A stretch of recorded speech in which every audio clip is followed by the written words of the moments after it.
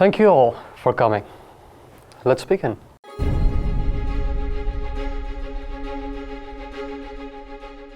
What world do you want to live in? The world I want to live in. The world I want to live in. The world I want to live in. I want to advocate for youth like me so they can be who they want to be.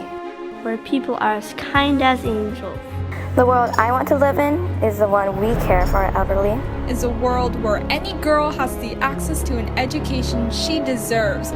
Learn to respect one another, no matter what race, what religion, or by what name we call God. More people will embrace and share their ideas about a certain topic so that everyone has a voice in the world. Oh, what a beautiful day.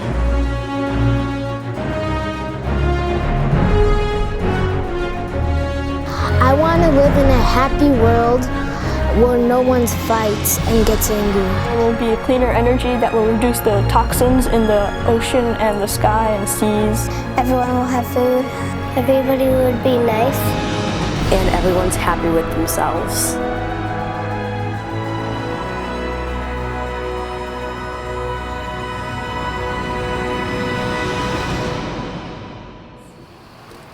Oh look, there's a portal. Let's go through it. Yeah, let's go.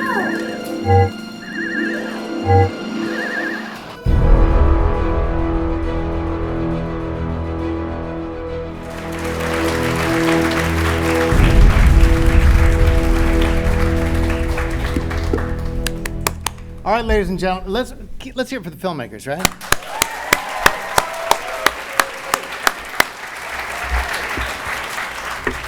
Ladies and gentlemen, and most importantly, storytellers of our future, welcome to this, the third annual White House Student Film Festival. My name is Bob Ghazali. I'm the president and CEO of the American Film Institute. It's an organization, you can clap for that. It's an organization that was born kind of through this wall, down the hall, just across the street, into the White House, go into the Rose Garden. That's where the President of the United States stood over 50 years ago and said, we will create an American Film Institute to do three things. You with me? Preserve the heritage of the motion picture, which means respect the past. Honor the artists and their work, which means respect the excellent work being done today.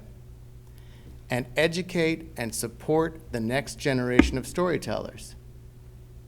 That's why we're here today, to respect you, to celebrate you, and to hear and to see and to feel your stories. The most important part is to feel it.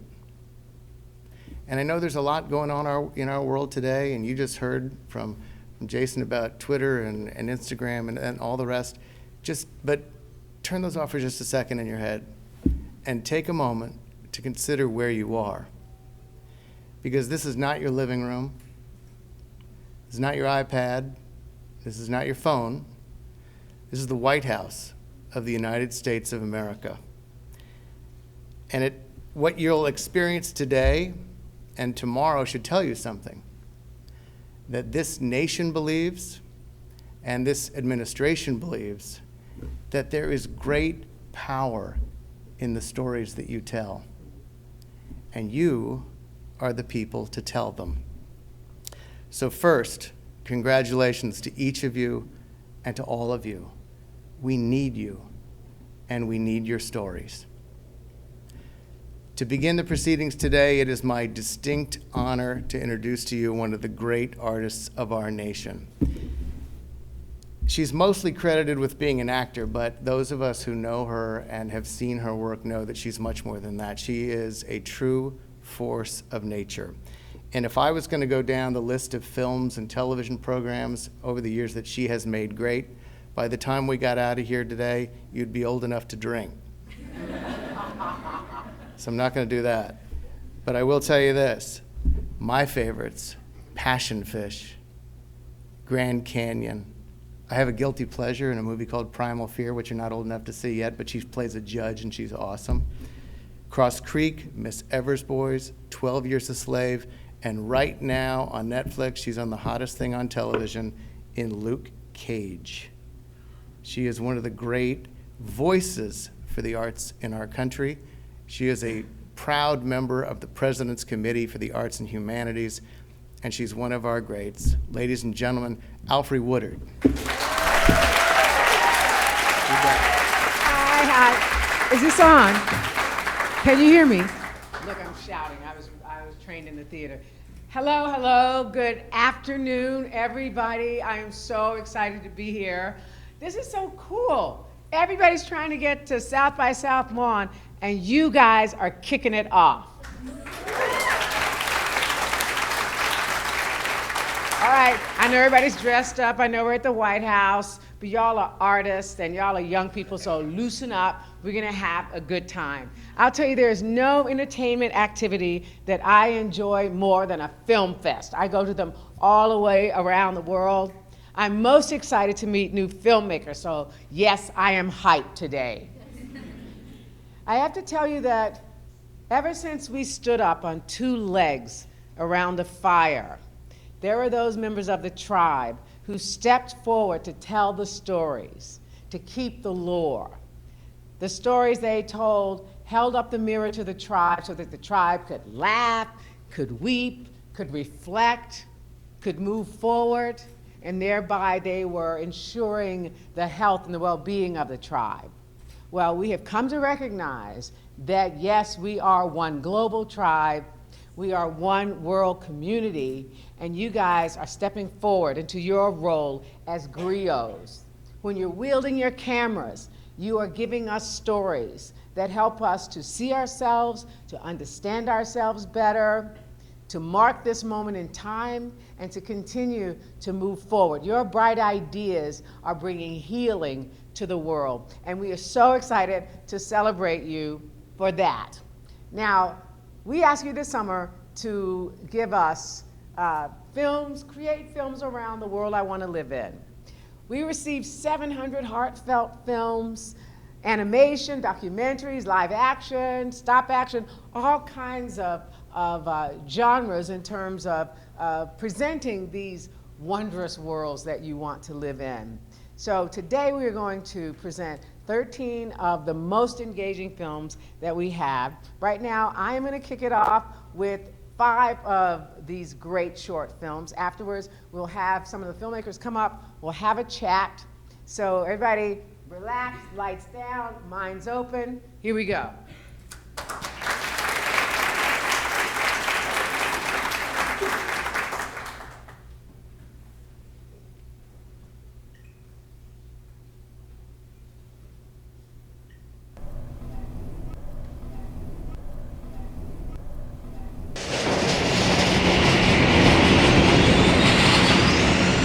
The world I want to live in?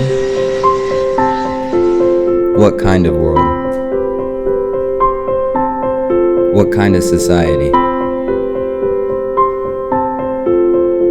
What kind of environment? My name is Johnny Aberlot. I'm a filmmaker from Los Angeles, California.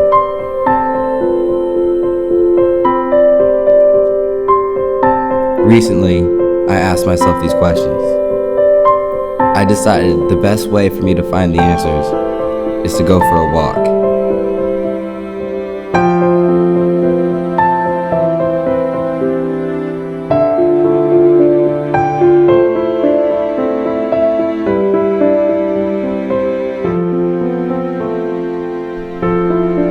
I want to live in a world where the dangers of pollution and oil spills are a thing of the past. A world where we cherish the small things that make a difference. I want to live in a world where species aren't endangered and society is concerned and active in the preservation of this world.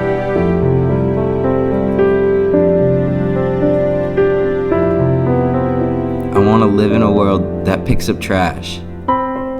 I want to not doubt the survival of the views of special places.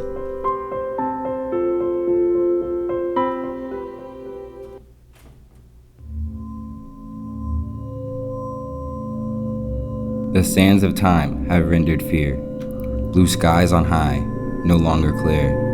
Stars were bright, whence they came. now dimmed, obscured pollution's haze. Crystal clear our waters gleamed, fish abundant, rivers streamed. Ocean floor sandy white, now littered brown, pollution's plight.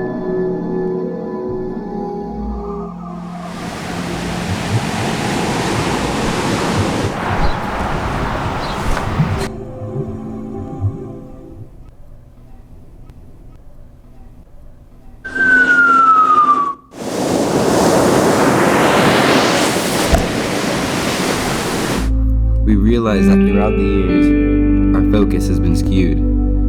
Powerful cities tower over smaller but significant nuances that lay as hidden treasures in our everyday life. I want to live in a world that we care about. I want to live in the world, our world.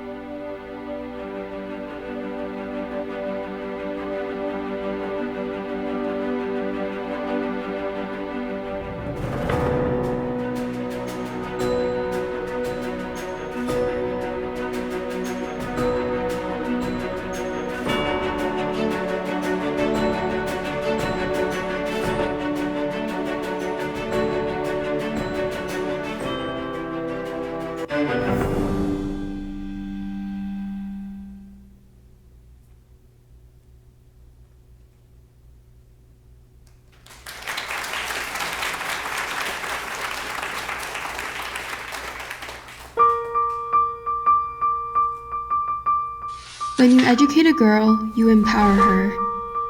You give her a voice. You give her control over her future and allow her to pursue her dreams. Girls who get an education are able to break stereotypes, level the playing field between men and women, and pursue greater opportunities. In fact, a girl with 1 extra year of schooling can earn 20% more as an adult. Every child deserves the equal opportunity to learn, but many girls who dream of an education face cultural, political, and economic barriers, including unsafe transportation and faraway schools. Currently, more than 62 million girls do not have access to education, and 2/3 of illiterate people in the world are women. Girls' education is not just a girl issue. Educating a girl can break cycles of poverty in just 1 generation, and girls who are educated are less likely to contract HIV and AIDS. Additionally, girls who get an education are more likely to marry later, support healthier families, and enroll their own children in school, and this positive cycle continues for generations. When you educate a girl, you educate a family, communities, countries, and nations. There are great hopes for the future of girls' education. In fact, we have already made great progress. In the past 40 years, 4 million child deaths were prevented as a result of educating girls and women. But it is imperative that we continue to push for change, because the time for girls' education isn't in 10 or 15 years. The time is now. There are many small but effective ways we can help. Oftentimes, change starts simply from awareness, so it is important that we know the facts. It is also important that we do not stay silent, whether it is posting a tweet, sharing a vlog, or writing an op-ed. Raising awareness makes a difference.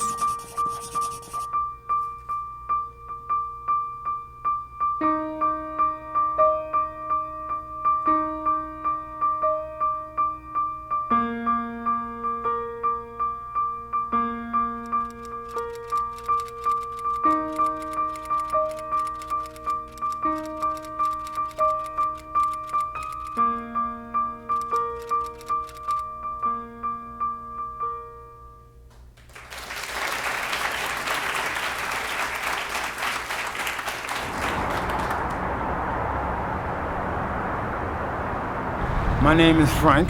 I live in Lower Manhattan, New York City. I'm 51 years old. I'll be 52 September 26th. I was born in 1964. I want to live in a world where you could walk down the street any given time in any borough and don't have to worry about getting picked on by the police. I like to be able to live in a world where you could walk by a building and ain't got to worry about the part of the building falling down and hitting you in the head and killing you. I like to live in a world where there are no guns. I think the only way we can have peace in this world is if people don't be discriminated against others, don't hate people because they're different than you. If we can learn to do that and learn to get along with one another, there can be peace. There will be peace, but not until then.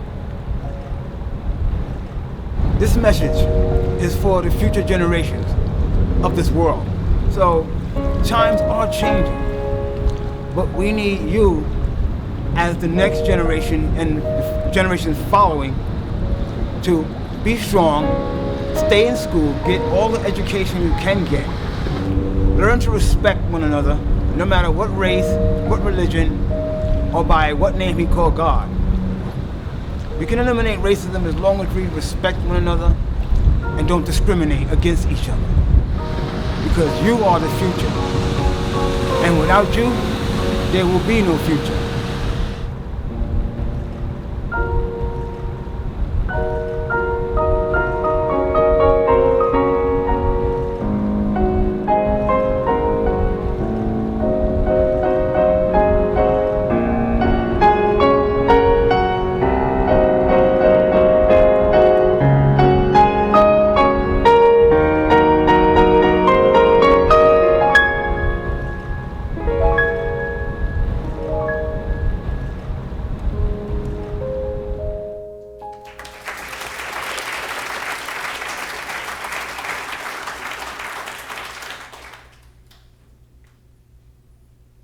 This is a story about humanity's heart desire for a different world. I may be only 9, but once upon a time, I arrived as the new girl.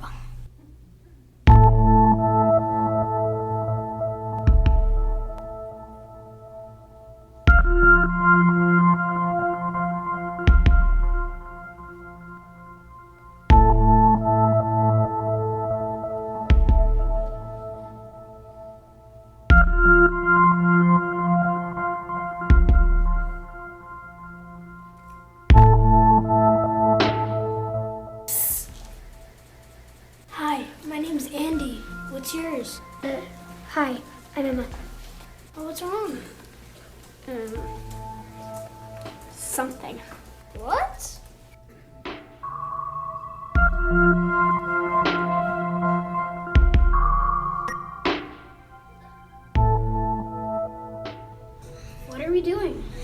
asked me what was wrong, didn't you? Yes. Well, the world I want to live in, I just want illuminated faces. Not from computer lights, but from the life within. And colliding colors, people who know who they are. Helping hands and unhindered unity. Emma! What? The class is leaving for recess. Come on.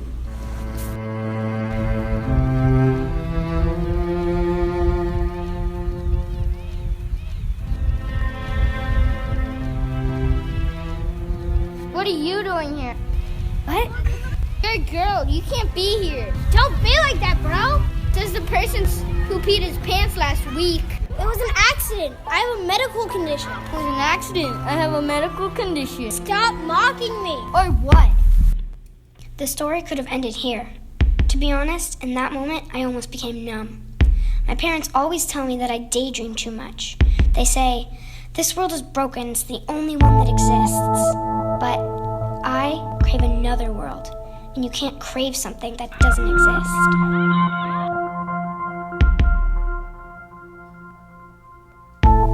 Okay. The magical shirt thing didn't really happen, but the symbolism is cool. Because as we all began running around, it didn't matter if reality wasn't a replica of my daydreams. This was the beginning of something that exists. I may be only 9, but my life is once upon a time. And I'll fight for the world I want to live in.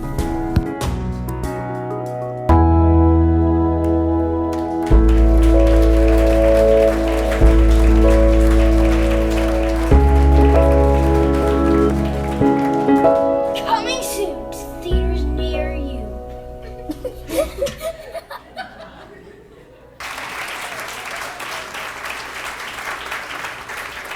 Okay, already I'm sitting there, I'm tearing up, I'm laughing, I'm shaking my head, I'm going, And that was just the beginning. You guys are so talented, so inspiring. Can we have somebody from each of the films, a representative, to come up and just talk to us, answer some questions right quick?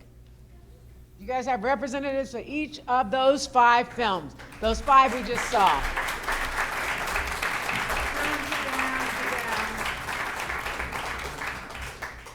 Okay, so I don't know whether you're 1, 2, 3, 4, 5. Is that 4 or 5? 5. Ta-da. So I don't know whether you're the filmmaker, an actor, the director, producer. So if I ask you about something, say your name, say your film, and what part you had in it, okay? First of all, well done. Really, really well done. I'm going to talk about, well, the last one we just saw. Who's representing the world that exists? I do. You girls. Yeah. Tell us your name. I'm Margie Pereira, and I worked, I did the camera work, and also it was a whole combined effort. We all planned it together at our after-school club. It was 19 fourth graders, which was awesome that they were able to come up with this idea on their own. And we actually storyboard, planned it out, and this film was created in about 3 hours. Wow, wow. Have you been able to show it at the school? Yes, it's a whole thing. Everybody knows about it. It really gained popularity. Okay, and did the enrollment in the club, did you have people want to join now? You know what? Yes, we actually did the club again. We're starting a new session, and I have a lot of students. And actually, I learned that they're actually waiting to sign up for the spring club because they want to come to the White House again. I'm like, oh no. I don't know if I can promise that.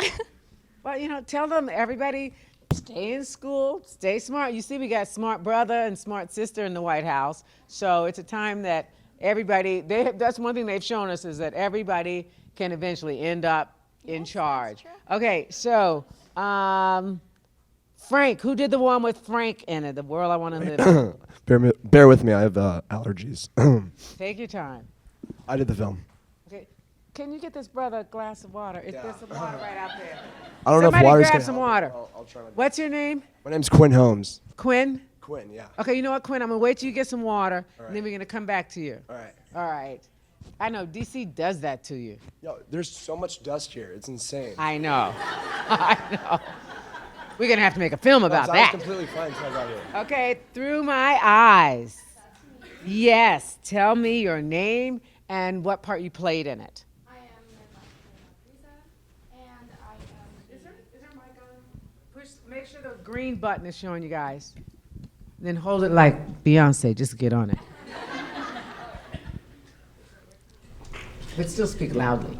All right. So my name is Nashra Madriza. I am the filmmaker, and I also did a little bit of acting in it. So yeah. Okay, let me ask you this. What were you shooting with? What kind of camera? I was shooting with a DSLR Uh-huh. camera. And it was actually quite interesting because the whole first half of the film is, of course, from my perspective, and so I did film that part, but then, of course, there's parts where it's of me. And it was really funny because I had my little sister help me with those, and it'd be like me positioning her, me telling her what to do, filming it, and then I'd be like, okay, now you have to do that for me. And so then we had to do that whole thing over again, and I don't think we even realized until the process was over, like, why didn't she just be the topic? But, you know,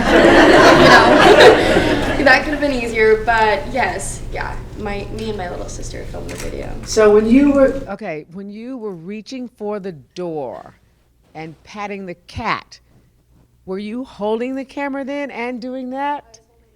You are a steady, steady hand, darling. That was great. Okay, Power of the Pen. Hi, that's me. What's your name? Tell us what you did on the film. My name is Jiyoon Lee, and I was the filmmaker. The filmmaker. So you're running the camera? I did like the writing and the filming. Okay, you know what? See, I still think I've been in the business 42 years. I've probably been in about 4 animated films. It's still magic to me. You know, all of you who work in animation, I don't get it.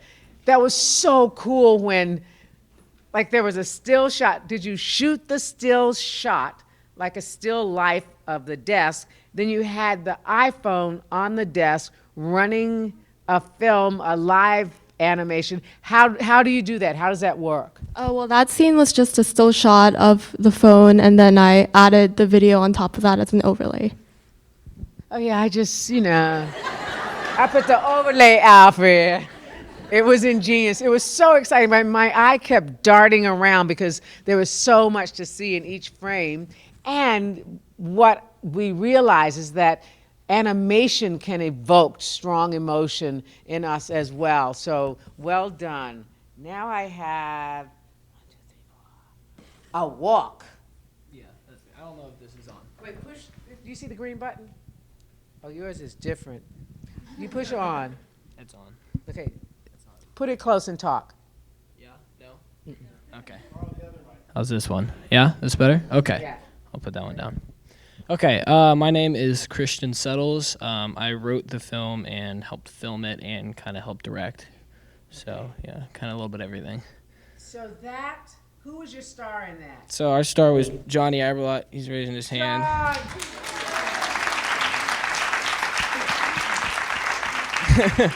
Strong film presence. Did he do what you asked him? You know, guys, the other thing is, it's one thing to direct, to be a film auteur, but there's a whole different skill, and you probably got this with, 500 fourth graders, however it were, is the ability for the filmmaker to communicate to an actor or the person that they're trying to get something out of. How did you find that process? So, it was largely a group decision on like where we wanted to film and what we wanted to do. But once, I was behind the camera and Johnny was in position, I gave him an idea and we all kind of shared the same vision of what we wanted it to look like and communicate. But for the most part, he was doing his own thing. We had the script. He knew what we were trying to shoot and what we were trying to do. But a lot of it was just him being him. Well done. So that very poetic bit in the middle, did you write that, or is that a poem from somewhere? It's a poem that we found, and I felt like at that point, like a poetic piece would really tie everything together. So I found that one, and I forget the exact author's name. I would be able to find the name later if you needed to, but. I found that one. I felt it suited everything really well. So. How much of a budget did you have? Gas money. Gas money. What was your budget? Oh. Allowance? I don't think I really had a budget. Yeah. See? All these people that think they need $100 million to make a film, look at the statements you made. Okay. All right. Let me try this again. What's that? Quinn, tell us your name and what you did. All right, my name's Quinn Holmes. I did the Frank movie. I shot, directed, edited. I did all of it. Excellent. Thank you. Excellent. So now, the footage that you had Yeah. of the march, Yeah. was that down the West Side Highway? It was, yeah. In New York City? It was in New York. I was in New York City for the summer. And Mic up to your mouth. okay. I was in New York City for the summer, and I went on Facebook and I joined the Black Lives Matter New York City, and through that I was able to find the protest, and I joined it. What were you shooting with that night? I shot it with the Canon 7D. Okay. Yeah, which is just a little camera. It's not that. And then during the day, though, you chose to keep it in black and white during the day. Yeah. It's very effective. Thank you. Very Cassavetes. Yes. Okay, y'all look up who John Cassavetes is. One of the most important filmmakers, not only American filmmakers, but he shot in black and white a lot. Okay, so what was your budget, do you think? My budget? There really was no budget. I had a backpack and a camera, and that was it. I got it. You just walking around. Who edited? Me. It was all me. Okay, did you guys do your own editing? No. You did it on the computer? Oh my God, you're so smart. See, this is great. You guys, okay, we want to leave time for everybody else. I could talk to you forever.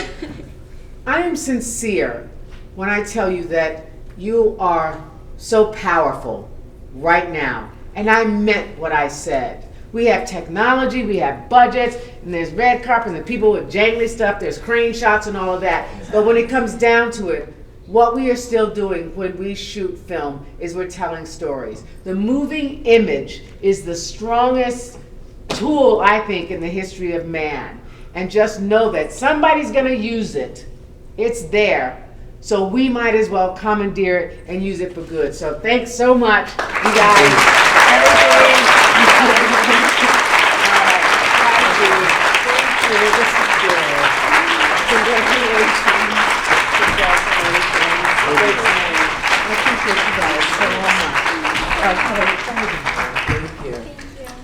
Okay, now something else is going to happen.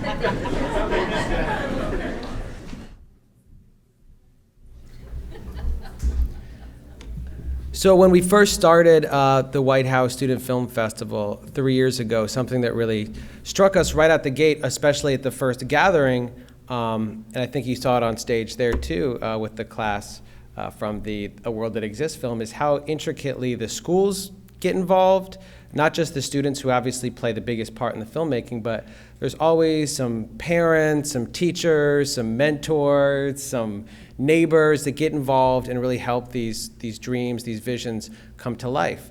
And to that end, one person who was coming here today anyway was the next gentleman I'd like to bring on stage, and that's Mr. Ty Burrell, who works with a group called Kids in the Spotlight based in LA that works with kids in the foster community, getting them involved in, the teamwork, the creative process, and some of the vocational things just happen when you really get down to the nitty-gritty of filmmaking. So I wanted to bring Ty to the stage to introduce the next block of films. And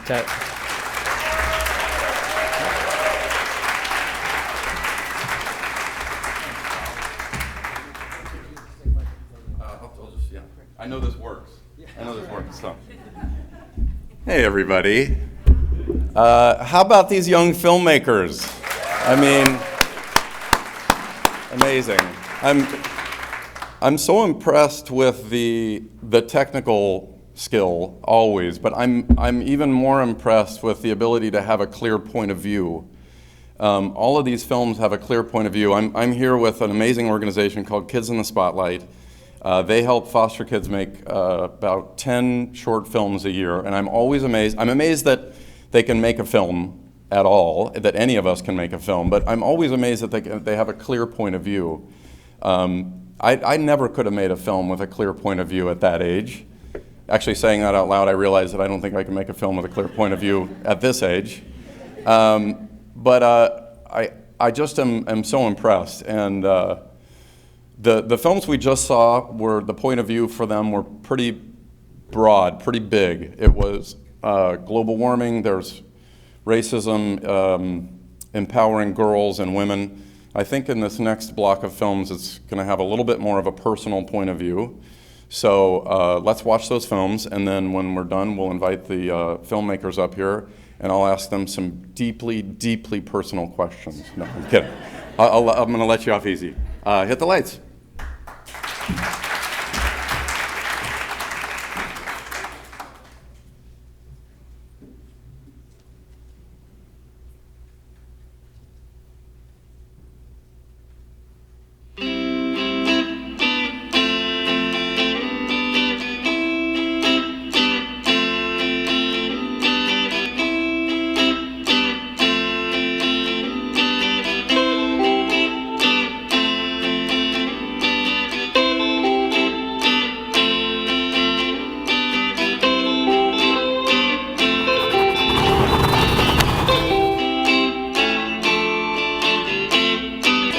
I'm bored.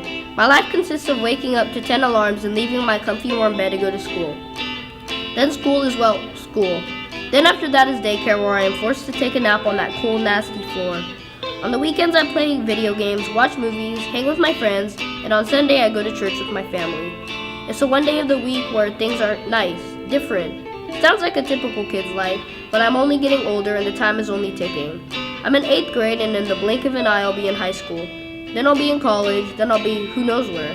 My point is, there are only 168 hours in the week, and I only have less than 24 hours of quality time with my family.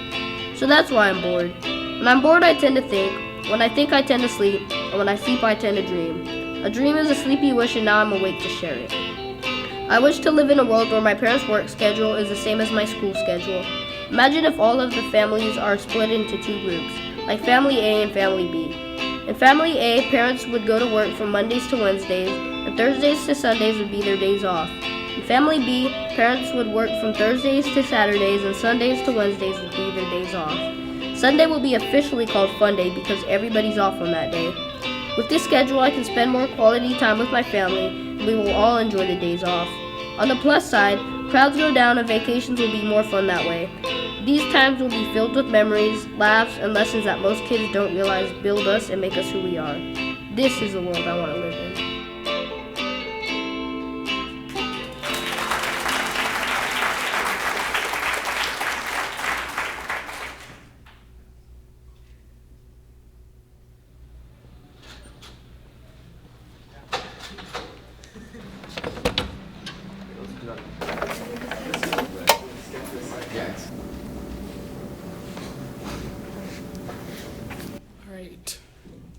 Ready? Race is that thing when I look at your face. Race is that box that I check in the place. Race is that common ground that we all try to replace. But if you said a color that didn't seem as if, then I'd make her wear face. But if I looked at you and tried to assume what you could be, then I figured out I'd be trying to find the misconceptions in your ethnicity. But then somehow we try to make this big family tree where ethnicity and race become two things that agree. Don't get me wrong, these two things come hand in hand. But as a whole, we're still figuring out some things we just don't understand. It seems as if somehow we keep repeating these things over and over and over again, continuing stereotypes and following the vicious trend. But tell me, someone, where does this vicious cycle end? Today is a step forward to have something new and positive begin. So someone else tell me now, where will you fit in? Will you choose to stand and say something, or continue to passively disgrace others about their skin? We often think about how long we will continue to downplay, because words don't come from the mouth, it's from the actions that do the most say. No worries, because that thin line will soon no longer be gray. Because the come up is real, it's moving fast, and I sense no dismay. But as a whole, we do not know how big our impact must weigh. But it's our job to make sure the norm isn't okay. Because we're always out there anyway, so let's set ourselves up for a positive display.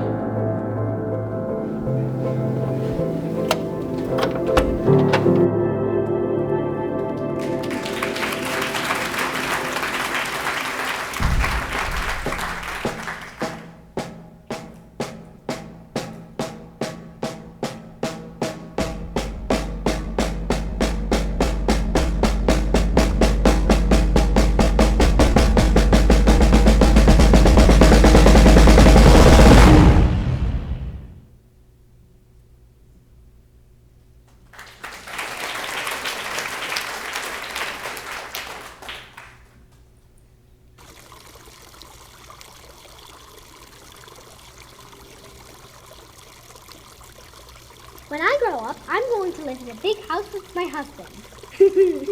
Me too. And I'm going to have 3 kids and 4 cats and 2 dogs and 10 fish. Well, I'm going to get married and have a big wedding with all my family and friends. Me too. Hey, you can be my maid of honor.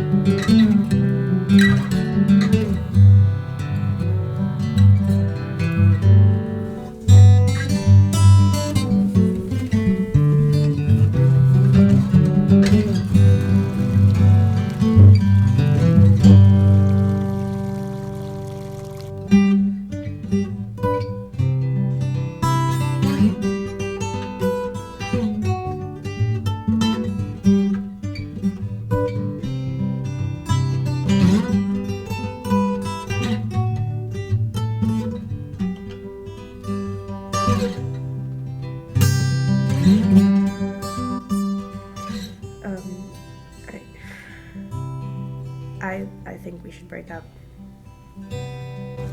Remember when we were little and we used to plan out our lives? Yeah, what a world we created.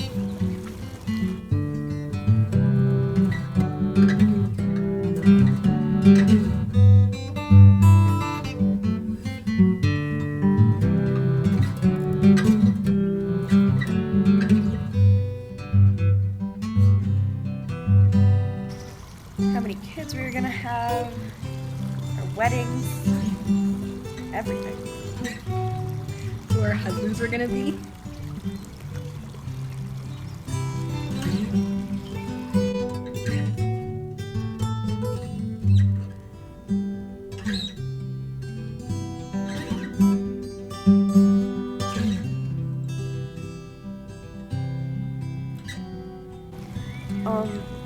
I don't think that's the world I want anymore.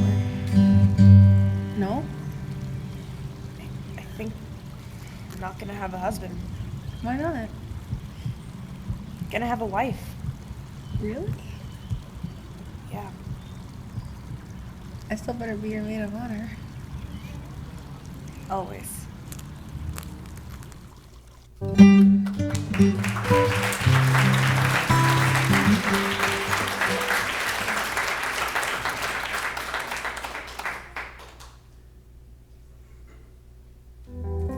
There's been a lot of stuff going on in the news lately. My baby brother and sister don't really know a lot about what's going on. Mom calls it heavy, but to be honest, some of the stuff is a little heavy for me too.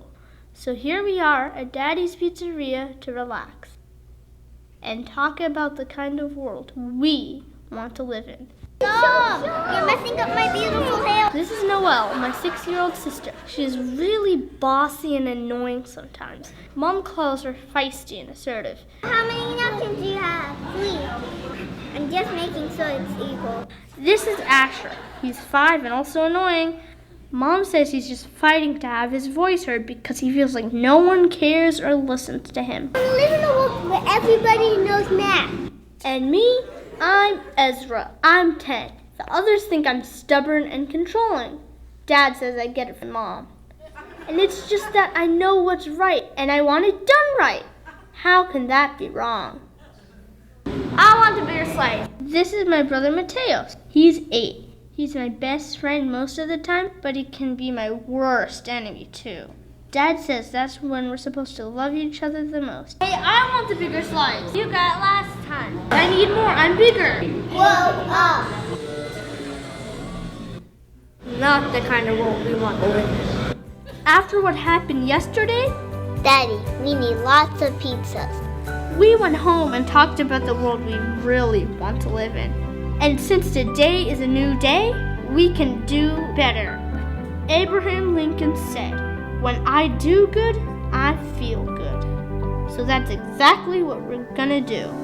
We had a plan. We realized that to make the world a better place, we first have to start with ourselves. So we decided to surprise our firefighters and police officers with a treat.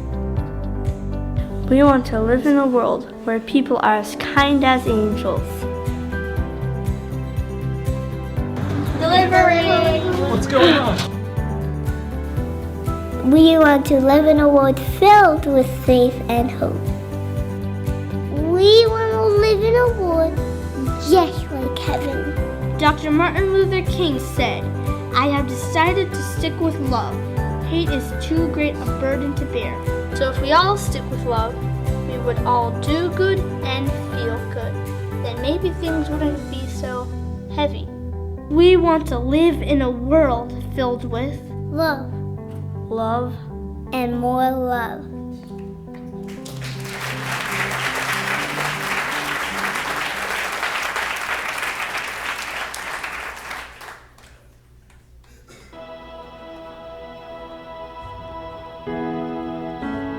Dear son, being your dad has been one of life's best adventures. A blessing that answered your mom's and my prayers for a child, and you have been more wonderful than we could have ever asked for. You are our heart and soul. You have made us better people, happier, more satisfied, and more complete. You make us better people by sharing our lives with you. Your mom and I have gathered a few things in this box that remind us of what we wanted the world to be for you. Now it's time for you to make those dreams a reality. Now you can make a future for yourself and others that makes a true difference in the world. The day we adopted you was so special. Each year when May 1st rolls around, we get to celebrate the day that we met you. Our world changed forever that day. I don't understand how it happens, but the moment I held you, I loved you. When you were in elementary school, in fact, I think it was Miss Perry's 2nd grade, you started to go with me to visit elderly friends at Valley View. Remember how Buzz could always beat us at cards? I'm glad that you learned early on to share laughter and fun with our older friends. And your love of hunting and fishing and all things outdoor has given you a real appreciation for animals and the great beauty of the wide open spaces. I'm proud of you, son, for loving our environment and keeping your world clean. Now you have those gifts to pass on to your children. And one of the best gifts your mom and I wanted to give you is a love for learning. We know that your success in college will add to your own happiness and financial security. But we're so proud that you're encouraging and tutoring other boys.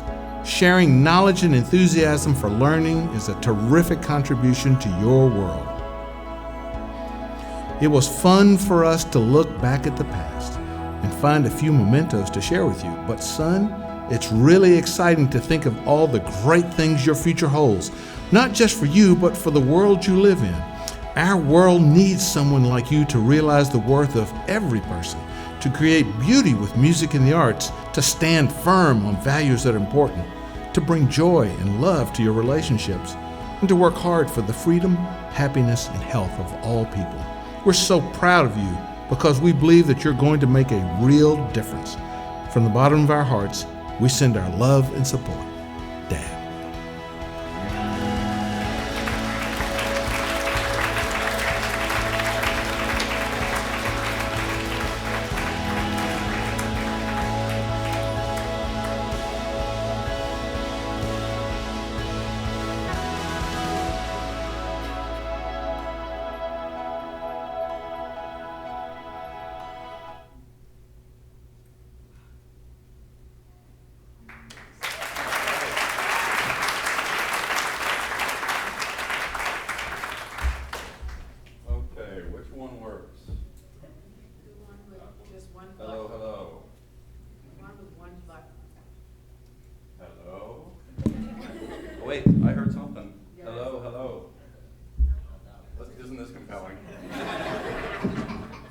Hello. Hey, yes. Yes. How about those filmmakers? Okay, if a representative of each of those films could come up here, please. I'd like to grill you. Hi. How you doing? Good. Have a seat. I think we're, oh, there we go. Welcome, welcome. So when I mention the project, say your name again and how you were involved. I think I'll start with, we'll go in order. I'll go with, to be honest, I'm bored. Oh, right here. Right there. Miguel Quicho, and my film is The World I Want to Live In. Yes. And you want me to talk about like? Yeah. So what part did you play in that? So me, I'm the director, editor, writer, story creator, sketchbook planner. Wow. Okay. Got the actor. Shout out to my man Xavier. He acted it out well. And how did you get that idea? What's that idea from? So whenever I would go on vacation with my family, I noticed that in the weekends, full of people, packed everywhere. Mm-hmm. Then on Monday, out of nowhere, blank, ghost town, nobody. And then I noticed so there's like a system, you know, it's like, so people are always off on the weekends, and then everybody's working on the weekdays. I noticed how like also kids in the weekdays when they're working or you're going to school and their parents working, they get out of school, they're at home alone, nobody to like talk to, especially little kids. They're just like either go to daycare, they miss their parents, they're missing family values. They're not having that, you know, they're not having that success, they're not having that full potential. Wow. So I noticed that with this system, I know it's like far-fetched, it's not gonna happen. Family A and B, they're not gonna have like 4 days off and like, or like 5 days off and like 3 days to work. But if you think about it, most of our influences, the kids, comes from the parents. They built us like who we are. They like show us who we are. They make us, you know, they build us to grow up to be successful. They want the best for us. Oh, that's nice. So it is far-fetched, it is ambitious, and it's kind of you know, big vision from you know, for a kid. But that's what I wanted to emphasize on. If my kids made a movie, it would be about how to get away from their dad. It would be a setting up a whole new schedule system so they never had to be near me. No, that's wonderful. Really, that's a beautiful thing. I hope at some point my kids actually want to do that as well. Shout out my school. Yeah, please. Shout out to Bishop Mott and Film Squad. Jamaica. Oh, shout out to Film Squad, at Richie, Austin, and Oscar. Love you guys. All right. The next one was about racism, and it was the spoken word. What's your name? Mackie Mallison. Yeah. So the words, the poem was by Karika Rashid. Shout out. Yeah. Where are you from? Portland, Oregon. Portland, Oregon. I'm from Oregon too. You are? Yeah, I'm an Oregonian. But I think that there's a sense sometimes that in a city that is known to be as progressive as Portland or cities like that somehow racism isn't as prevalent. Yeah, but obviously that's not the case. Yeah, there's a big misconception. Yeah. Like, yeah, it's very white there. It's very gentrified. Yeah. And was there an event that brought this about, or? Yeah. So there was a racist event that happened at our school that sparked discussions around race for the school that we go to, Grant High School. And to go along with this, we created a film to start conversations, not just at our school, but so the conversations could be had elsewhere. That's great. And I'm curious, how did this affect you guys? If you were trying to recover from this event, you and your friends that made the film, did it help you guys to make the film as well, to kind of to process what? Yeah, well, I mean, like experiencing racism, you know, every day. You know, being part Asian, like I have to think about it every day. It's everywhere, you know. and we just thought that creating a film to share our voices, Kairika's voice, would be, yeah. Do you do a lot of spoken word? You're incredible. Thank you for that. Yeah, well done, you guys. Great. The next one is Changes. That's me. That's you. What's your name? I'm Jane. Jane. And I did just about everything except for act. Yeah. You wrote it. I wrote it, I directed it, I filmed it, I edited it, everything else, pretty much. And this film has an autobiographical feel to it. Is this something that you've been through? Or Yes. Yeah. I am personally gay, so it is very personal to me. And I have a lot of friends who have had particularly rough coming outs. So I thought it was important to make a film that kind of said, hey, we need to have acceptance in the world. Yeah. And did you, that's absolutely. Is it a difficult thing in your your circle? Everybody, I'm assuming you were out at the time when you made the film. Yes. But is that something that is a sensitive topic for some of the people that you knew weren't out? Was that? To a certain extent, probably. I would think it's mainly a helpful thing, to give everybody an opportunity to see. I don't think a lot of my friends have seen the film yet. Yeah. I'm going to shove it in their faces as soon as I get home, but I think it definitely could help a lot. Yeah. I'm hoping that it gives them some inspiration to really talk to their parents and try to get an understanding. That's great. Thank you so much. The next film is Filled with Love, and this is a film I can relate to, with a bunch of kids fighting. Yes, my fictional family and my real family. So I'm curious about how you came up with. Oh, sorry. Say your name. Ezra. Ezra. And did you guys do this together? Was it a group effort? It was my family. Mostly my family. Yeah. Did you guys kind of make it all together? Mm-hmm. Cool. And how did you come up with this idea? Well, there's been a lot of stuff on the news. We wanted to make people feel safe and feel happy again. That's really beautiful. That's really beautiful. Was it hard coordinating a production with your siblings? Not that hard. Yeah? No, it took us 3 days. Okay. That seems like a long time, but you look like you have an amazing family. Thank you. And is that really you guys have your dad has a pizza shop? That's true. And where is that? In Silver Spring, Maryland. Wow. Do you want to continue to make films? Do you guys think you still want to do this? Or? Yeah, it's actually really fun to do. It's really fun. That's actually a question I have for all of you. Is this something that you want to keep doing, or? Absolutely. It is? Of course. Need to get it. Director. I want to aim for it. Yeah.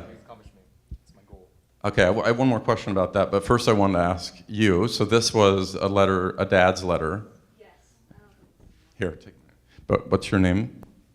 My name is Catherine McCord, and I was the director, cinematographer, and editor for A Dad's Letter. Wow. And what was the idea behind A Dad's Letter? A lot of the inspiration came from the opening sequence of To Kill a Mockingbird, where you see macro shot of a child's treasures in the cigar box, and I thought that we could symbolize the son's interests and hobbies kind of through that. Do you have brothers? I do not. All of my actors were from my hometown and friends. That's cool. I'm curious, as a young woman, why did you want to write a story about a father and a son? Just felt like it was a good vehicle? Yes. Yeah. That's perfect.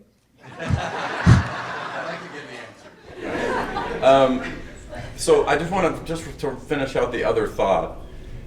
Is this any of your first time making films? So all of you have made films on some level before. So this is something that you've got a little bit of experience with now. Having made these short films, I'm assuming this has got to be kind of hard to make a 3-minute film. Is that correct? It is very hard. It's a challenge. It's hard to get it down to under 3 minutes because you want to put so much in. Well, the message is so clear, though, in all of your films. Thank you. You're very welcome. I hope that you continue on doing what you're doing, because the world will really benefit from you guys digging really deep, like you did for this, but really digging really deep on your adventure and bringing back more wisdom for all of us. So thank you so much. Thank you.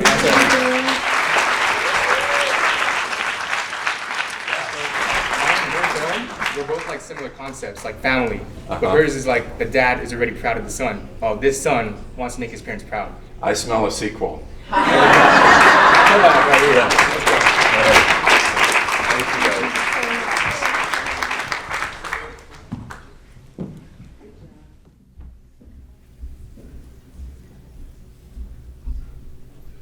All right. So those were our first 10 of 13 films that we wanted to play for you guys here. And I think we can all agree at their just quality, their vision, the point of view we were blown away by all of it. And it was an amazingly tough decision to come up with not just which films to play here, but who to invite. And I think that we've seen 10 so far, and so there's 3 remaining.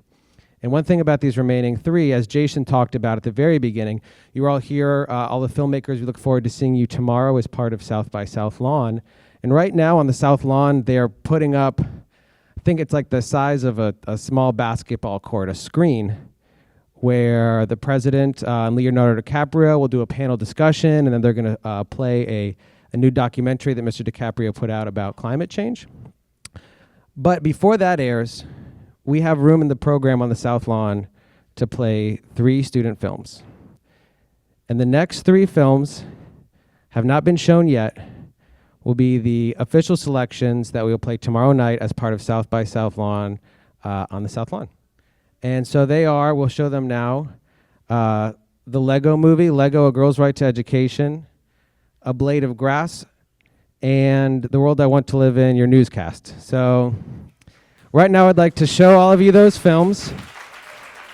And then if afterwards we could have one representative from each film come up and just ask you a few questions about your vision. Thank you. After, yeah, not yet. So lights, please.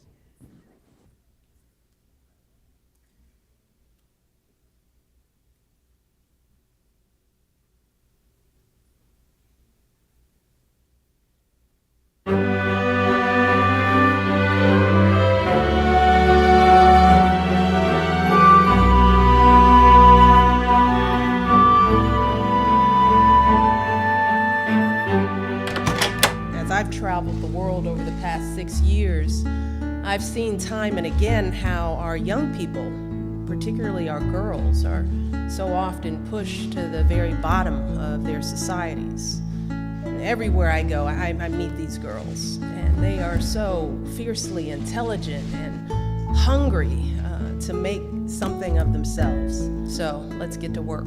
Thank you all.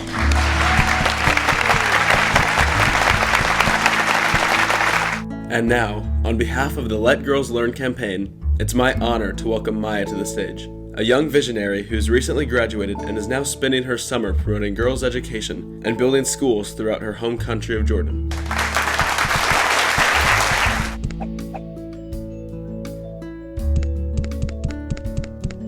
Years ago, I was given the opportunity to live in the world I had always dreamed of. When I was younger, I didn't think I'd ever have access to education, because growing up, the walk to school was long and required that I go through the unsafe part of town, riddled with crime and violence. No schools were even close to my house until one day my mom came home from work with great news. That night, she told me that USAID had funded a new school close by and that it would be opening the following year. As soon as construction began, I went to the site nearly every day to help the workers and watch my future be built before my very eyes. Between taking classes such as math, reading, and history, I learned confidence and critical thinking skills that form the foundation of the life I'm now living. Ultimately, by the time I graduated, I saw how much education could change lives through the myriad of doors it had opened for me. We've already opened 8 more schools in Jordan, but why stop there? With your support, my hope is that no girl will be left uneducated. A world where girls can be teachers, doctors, or lawyers without having to worry about the physical or cultural barriers they currently face. Imagine the impact 62 million newly educated girls could have on the planet. It seems like only yesterday I was just one of those 62 million, yet now I stand before you. School is more than just a platform for higher-paying jobs. It's also a springboard for girls to make a difference at home, at work, and in their communities. This is the world I want to live in. Thank you.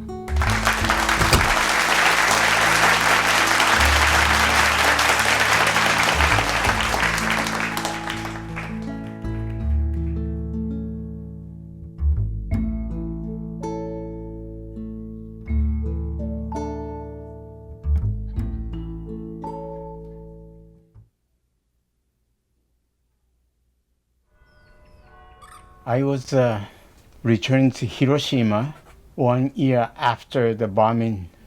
I remember the end of 1945, I was told Hiroshima will not see the new life for the next 75 years.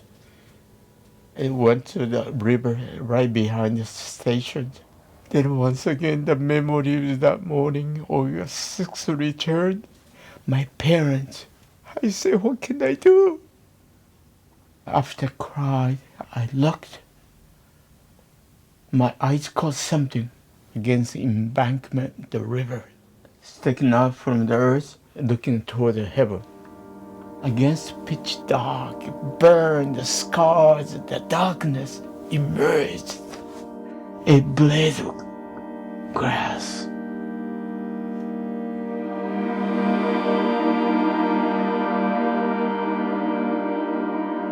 Yeah, many of us in such a hopeless situation.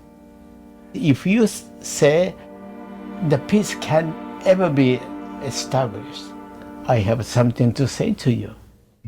This is the simplest way to make the world safer, peaceful place. Learn to live for the benefits of others first. Then we all benefit. That's what my dad is saying. I came to America to avenge my father's death, but took 40 long years of my struggles. Then I found revenge gets revenge, anger gets anger. I think peace can establish. You could have peace start in your own heart. What kind of world I want to live in? Yes, the world without nuclear weapons, world without violence. We could create a world without those things if the human heart, individual desires, how can I live for the benefit for you? I met the blade of grass in a hopeless environment. When you look around, in the midst of the sufferings going on, and that blade of grass emerges in your heart, that changes, that makes the world, that kind of world you want to live in.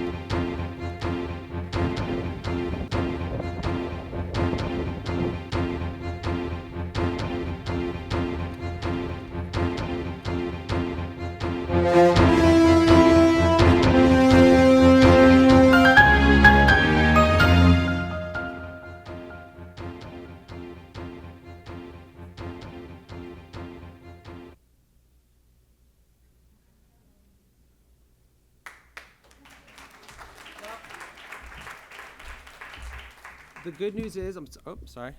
You will see that one tomorrow night on the South Lawn.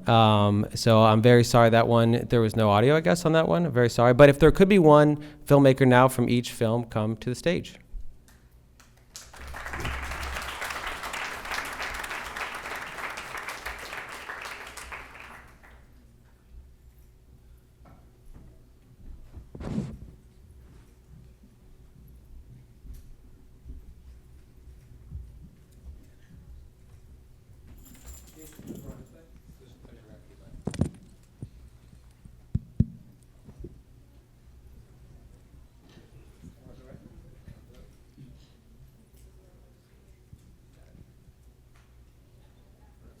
Does it work?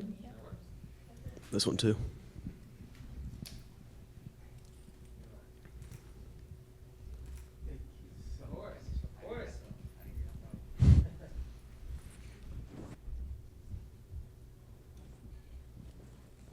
So first off, I wanted to know, well, if you could first each introduce yourself and tell us which film you created, or were part of the creation of. I'm Roxanne Adele, and I made the last video, The World I Want to Live In. Hi, my name is William Thomason, and I made the Lego stop motion about education, and I wrote it, animated it, and edited it all. I'm Jason. I'm Jason Cordes. I made the previous video, Takashi Taimori, The World I Want to Live In, and I was the person behind it, interviewing him, shooting it, and editing it. So Jason, if you could tell us, I read in your bio a little bit about how you met Mr. Taimori. Can you tell us a little bit about how you guys met and how you got the idea to film his story? Me and Mr. Taimori have known each other for 4 years now. Back in 8th grade, I met him because he was in the hospital, and my mom was his nurse, and they spoke over his autobiography. And eventually, you know, Mr. Taimori has been kind of like a grandfather to me. And the story at the beginning with the blade of grass is something that he told me. And I thought that it would be a wonderful opportunity to give him a voice. And then for your Lego movie, walk us again a little bit through like the animating process there, because that was pretty intense. I know it must have taken a little bit of time. Like where did you do it? How many Legos were used? What was going on? So I just have like this closet in my basement. It's kind of like a long closet, and there's a table, and like just all the Legos I've accumulated since when I was little. So it's just like tons, and so every second of animation that you saw is 15 pictures. So when it's 3 minutes, it was over 2,500 pictures. And then I also had to go in and draw the mouth movement on individually, frame by frame, and edit it all together and add all the sounds myself. How long do you think it all took? Probably 60 to 70 hours. I worked for just over a week, like 10-hour days to get it out in time. Yeah. And Roxanne, so for those of you that didn't see and will see tomorrow night, The World I Want to Live In, you all are from Connecticut, right? Yeah. The film the young ladies made is a fictional newscast from the year 2024, and things are going great. And it's fictionalized. They cover all the big hot button issues of the day, tell you how things have worked out in the year 2024. So tell me a bit about like how the group came together. I love that it was, you know, a group. It seemed like there were a lot of people involved, including your teacher. Yeah, we had a lot of people involved, and it was very hard to do. It involved a lot of people working together. We had to shoot it outside, and it took us a really long time to make it because there was lighting and things like that we kept messing up. That's a big part of it. So what were how long did it take, do you think, beginning to end for that piece to come together? Well, we worked on it for about a month, and we came together every Tuesday, and we stayed after school for about an hour and a half, and we did that, about a month, and finally, in the end, we had to spend a lot of extra hours after school because we were behind schedule, but in the end, we did get it together. If any of you, I know that I saw you've done some previous, I'm guessing this isn't your first kind of Lego animation I've been foray. doing Lego animation since 6th grade. Pretty good. And was this your first film that you, whether as a class or you individually, have like worked on? No, we made one just last year. That was my only other one I've ever made with the same group of people. And then Jason, this was, I think, obviously maybe not your first film. Is this something that, how long have you been involved in filmmaking? I've been a filmmaker for a long time now. I have videos since I was like 10, and it's crazy that like I'm so amazed by the films that have been made. We have kids who are like 10 years old who are making like these amazing films. If you see my films when I was 10, it was me and my cousins violently murdering each other with Nerf guns, shooting it. These kids are a lot more well-adjusted, I think. So I'm just in shock. But yeah, I've been getting more skilled at it. Yeah. And Mr. Tanamori, I know that your story is something, correct me if I'm wrong, that you've shared before. Can you tell the folks here a little bit more about, the rules were 3 minutes or less, but it's tough to fit everything into 3 minutes. Can you tell the folks here a little bit more about you and your story? Yes. I have spent 20 years writing my personal journey from August 6, 1945 to 2005. And my original writing is 1,200 pages, and we reduced to 500 pages for my autobiography, which has been published. And may I say, Jason, whether he read the entire book or not, I'm not sure, but he was able to condense 3 minutes of entire my life, also my belief, the philosophy. It is such a God's gift. So, thank you.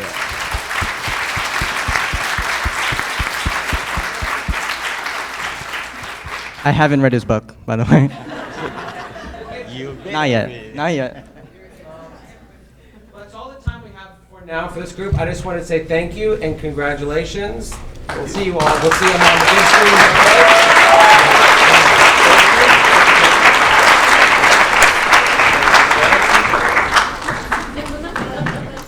And before we all depart and go upstairs, we have a little surprise, a little last special guest. First and foremost, I'd like to bring out, you know them as the Duffer Brothers, but they are Matt and Ross Duffer, the creators of, the writers of, and the directors of all but 2 episodes of the Netflix smash show, Stranger Things. So they're here. They wanted to come and meet you all before we head upstairs. So I'd like to bring them to the stage right now. Matt and Ross.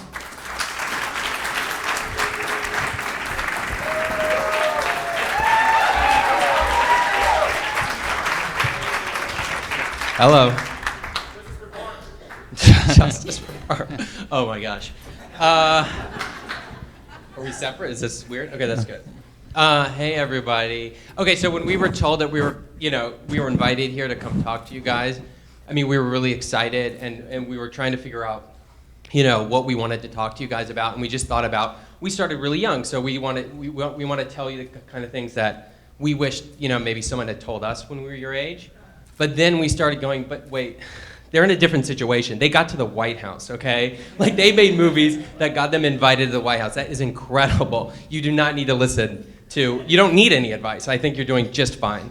But we're going to talk anyway. We're going to talk anyway because we're here and we have to talk. So hopefully something we say is useful. And, we've seen your movies and I mean, what we can tell is you guys are all like super gifted storytellers and specifically visual storytellers. And so you are our tribe and you're awesome. And I'm sure, for all of you, there was something out there that made you want to do this. And so sort of we've been going back and racking our brains and seeing what was it that made us want to do this. And we were thinking about the first movie we saw, but it's hard to remember. We have like blurry memories of Dumbo, which may have been it. Dumbo's great, so I hope it was. Yeah. But I remember that, I think our first movie-going experience, that I remember, we were 3 years old, and our dad took us to see The Princess Bride. I don't know if any of you have seen that movie. Have you seen it? Yeah. It's great, right? It's funny. It's oh, that was loud. Yeah, it's a classic. It's so funny, but when we were 3, it wasn't funny to us at all. In fact, it was terrifying. The giant rats came on screen, and we were just like, "That's enough, Dad. We're out of here." And we ran away. So our first movie going experience, we didn't even finish the movie. We were sensitive children. Right? We were sensitive, yeah, but we still loved it because it was so transportive. Like we were in this suddenly in this amazing, incredible fantasy land, and we felt like we were really, really there. And so that was kind of when we fell in love with movies, and then we started to discover all these classics. We watched Jaws and and E.T. and Batman, and we fell in love with all these filmmakers and the worlds that they took us to, and we decided that that this was something that we wanted to do and we wanted to pursue. Yeah, and I think we were in the 3rd grade, and our parents gave us a Hi8 video camera. I don't know if you know what Hi8 is. There's probably like a filter out there now that makes it look like that, like it makes it look bad. But for us back then, it looked great. It was high tech. We thought we were the coolest kids, and we started making movies. And the first movie we made was called The Stuffed Father, and it was about stuffed animal mobsters who went around killing each other. And the second movie we made was called The Stuffed Father Part 2. And the third movie we made was The Stuffed Father Part 3. Wait, that was the worst. Yeah, we did that one. Yeah. We did that for the money, really. Yeah. And needless to say, the Stuffed Father trilogy, as epic as it was, did not get us invited to the White House. Sadly. Yeah. No, but we're over it. We're definitely over it. Yeah. And then after that, we just kept making movies every summer. We made a feature-length adaptation of Magic the Gathering. We just made movies about stuff that we were really interested in. We did not have girlfriends at the time. No, we didn't. And then we did a movie about a stuffed animal monkey that got possessed by a demonic force and killed people. I don't know what her thing was with stuffed animals that killed people, but it was something that we were into. And then we did, for I remember a class project we did. We recreated the storming of Normandy, and we had kids on rafts with squirt guns. And then we took this sound from Saving Private Ryan and put it over this image, and it made it epic. And they're still showing that to this day. We got an A+. Yeah. So I guess 100, if you get nothing out of this, at least like if you take Academy Award-winning sound and put it over your project, you're gonna get an A potential. I think. Yeah. And as we were making these movies, we were making more and more every year, and we learned every year, and we didn't see it as learning because we loved it so much. It just felt like the most natural thing in the world, and over time. Over time, these movies started to actually become, what would you say? I'd say watchable. They were watchable, which we thought was like a huge achievement. We're like, maybe we can actually do this for real. But I'm sure like a lot of you, we're from North Carolina, and Hollywood felt really far away from us. And the film industry just felt like this other galaxy. And so what we ended up doing is we went to film school in California, but I don't think, and that's a fine path, I don't think it's, what we've learned is that it's not a necessary path. I think the key is just to keep making things and doing what you love. And this, obvious as this might sound, it's just not to give up.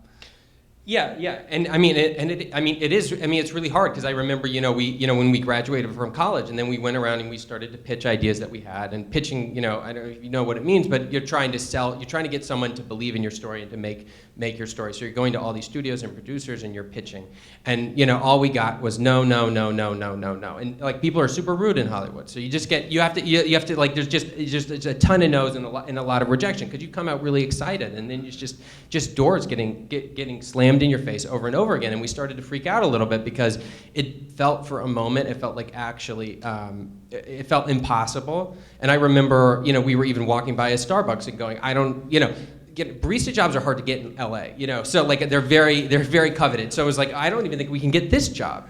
And there was, I don't want to freak parents out. I mean, I encourage you to move to LA and follow your dream, but it was scary. It was a scary time. And so what we did, we're like, okay, instead of pursuing those very difficult barista jobs, what we're gonna do is we had like a month of money left, And we huddled in our small apartment, and we decided to do something we hadn't done, which is like, we're just going to write something that we would want to see, not what we think other people want or what other people think is cool or what's the in thing in the industry right now. We're like, let's just write something for ourselves. And that script ended up selling to Warner Brothers. Amazing, right? It's like one of the greatest studios in history. It was like our dream come true. We got to make this movie. We were so happy. And then Warner Brothers didn't really like the movie, and ended up getting done. See, you thought we were at the uplifting part, and we're not. We're not there yet. We're still like in the dumps. And so the Warner Brothers didn't like the movie, and they didn't release it, and like very few people saw this movie, and we just felt terrible. Yeah, but we're definitely over it. Yeah. And we're over it. And so I guess why we're telling you all this is just because I just wish someone had told us how brutal and how hard of a road it is.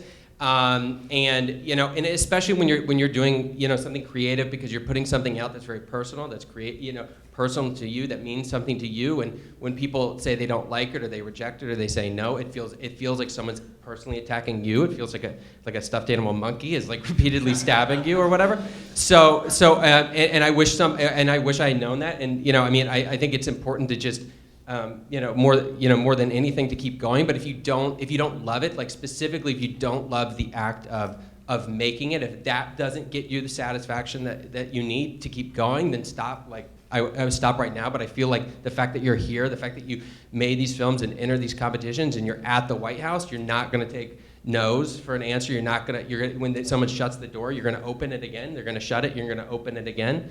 And that's the kind of attitude I think. Right, and that's how we felt in terms of after we had rejection, then success, and then rejection again. And then so we just huddled back in our small apartments, and we came up with a new story we want to tell. And this one was for a TV show, and involved a young kid in the 1980s who was kidnapped by an interdimensional monster, and his friends and family go looking for him. And we were so excited about this idea. It was what we wanted to see. And then we started pitching around, and everyone was like, "That's a terrible idea," because they're like, you can't. It has kids as leads, but it's not specifically for children. And why is it in the 80s? No one cares about the 80s anymore. And so, again, we started getting those no's that we got at the beginning of our career, which is just door slamming in our face. No, no, no, no. But we kept pitching around. Eventually, this little company called Netflix heard about it. We went in there, and we just pitched our hearts out, and then we crossed our fingers. And then, a year and a half later, which is really fast for Hollywood, Stranger Things was out in the world. And then 2 months after that, we finally made it to the White House. Yeah, stuff's...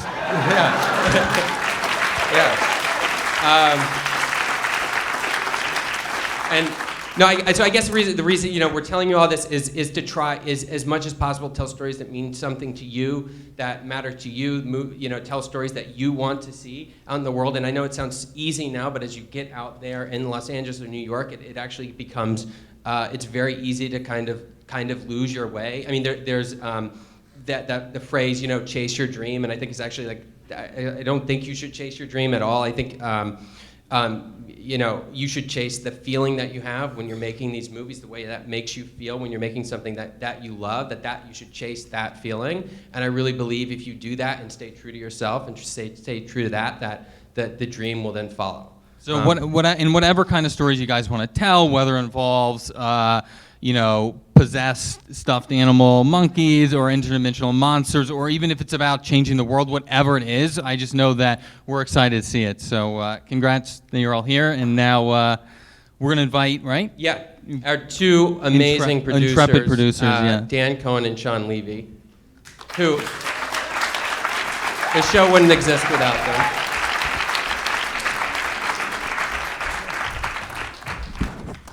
Hi, guys. Hello.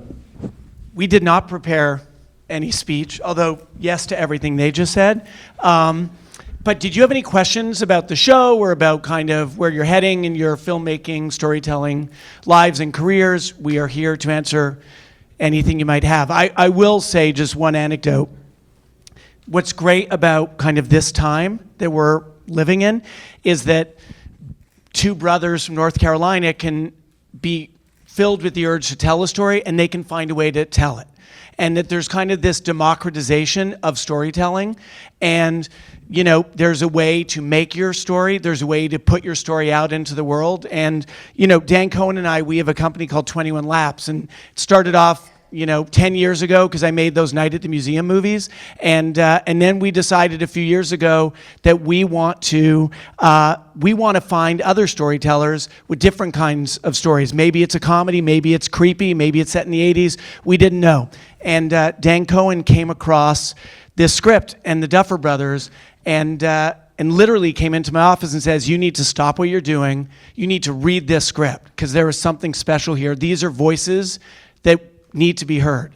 And, you know, as you guys said, a year and a half later, here we are. And so certainly it is as hard as the Duffers described, but can I tell you also, especially to the young people here, it's worth it. Like, don't even tell everyone outside this room, but there is actually a way. They're live streaming this, John. Oh, crap. Are they really live streaming? All right, well, now the secret's out. But I did want you to know, like, when you, in your kind of young adolescent mind, or even pre-adolescent mind, think about, wow, wouldn't it be awesome to build a life around being creative? And so many grown-up forces are saying, well, that's almost impossible. Don't do that. But it is possible, and it is as great a life as you imagine right now. And we are proof. So keep doing what you're doing. Do you have any questions or anything we can tell you about how the show? Yes, hi. You go. Test. Any hints for like season 2? I literally have gotten to the point where I'm scared to talk because I feel like I'm a walking spoiler risk because I have a big mouth. I don't think It's a year later. We can say that. We can say that a year later. Because the kids are growing up, so it had to be. We would love to stop them from growing, but. Yeah, I don't know. I hate to say it because it'll ruin anything. But there's the portal to another dimension is still. Are we saying that? It's still open. We're saying that. Okay. I think it's. When did they close still it, open? I guess they never close it, so that's an issue. It's definitely a problem. You know, what occurs to me is that maybe the best way to kind of give you a real vivid example of the passage of time would be to show you how time has passed already, because we have a special guest with us here. You know her as 11, but here is Millie Bobby Brown.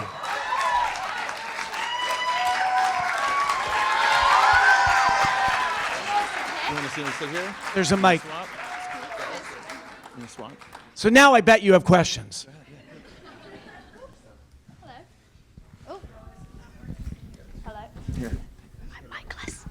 What they said. I don't really have a speech planned, but they all say the right things, so. Maybe if you keep asking questions, well, now I'm really scared about spoiler risks on this stage, but yes, back there in the hat. How long did it take to write the script for the first season?